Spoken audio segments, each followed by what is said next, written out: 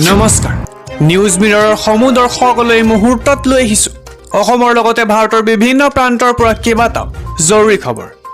গতিকে ভিডিঅ'টো অলপ স্কিপ নকৰাকৈ শেষলৈকে চাই যাব আৰু এই চেনেলটোলৈ যদি প্ৰথমবাৰ আহিছে তেন্তে চেনেলটো ছাবস্ক্ৰাইব কৰি ভিডিঅ'টোত এটাকৈ লাইক কৰিবলৈ একেবাৰে নাপাহৰিব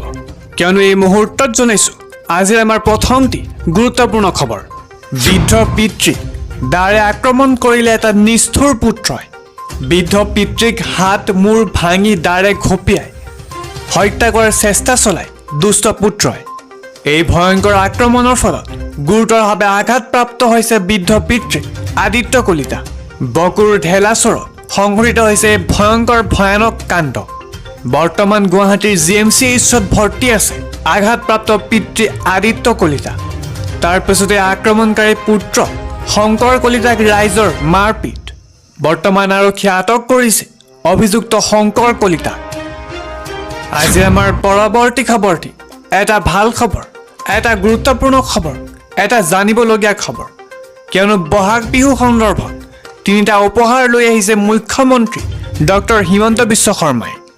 এই মুহূৰ্তত জনাইছোঁ বহাগ বিহুত তিনিটা বিশেষ উপহাৰ দিব হিমন্ত বিশ্ব শৰ্মাই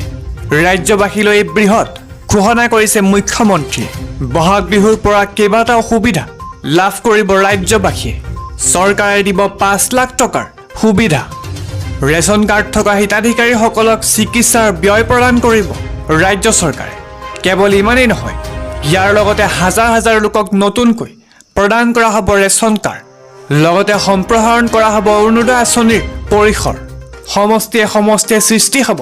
নতুন হিতাধিকাৰী এই সমগ্ৰ সুবিধা বহাগ বিহুৰ পাছৰ পৰা লাভ কৰিব ৰাজ্যবাসীয়ে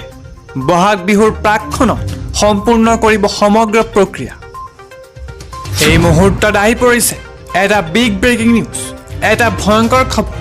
এটা নিষ্ঠুৰ খবৰ কিয়নো পথৰ দাঁতি পৰিত্যক্ষ অৱস্থাত উদ্ধাৰ হৈছে এটি নৱজাতকটিৰ কান্দোনৰ শব্দ শুনি স্থানীয় ৰাইজে উদ্ধাৰ কৰে শিশুটি দুলিয়াজানৰ ডিৰিয়াল চাহ বাগিচা সংঘটিত হৈছে অমানৱীয় কাণ্ড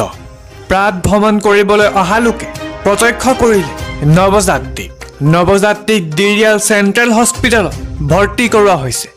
বৰ্তমানলৈ সন্ধান ওলোৱা নাই নৱজাতটিৰ পৰিয়ালৰ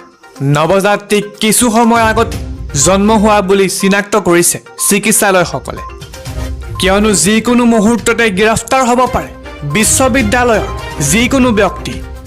এই মুহূৰ্তৰ জৰুৰী খবৰ গ্ৰেফতাৰ হ'ব পাৰে ডিব্ৰুগড় বিশ্ববিদ্যালয়ৰ যিকোনো ব্যক্তি বিশ্ববিদ্যালয়ৰ কৰ্তৃপক্ষক তদন্তৰ আওতালৈ অনাৰ নিৰ্দেশ CMক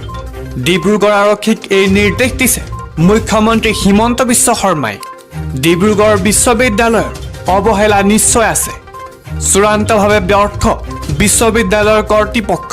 কোনো শৈক্ষিক অনুষ্ঠানত ৰেগিং আমি সহ্য নকৰোঁ নিশাই SPক ফোন কৰি অভিযুক্তক গ্ৰেফতাৰ কৰাৰ নিৰ্দেশ দিছিলোঁ এনে মন্তব্য মুখ্যমন্ত্ৰীৰ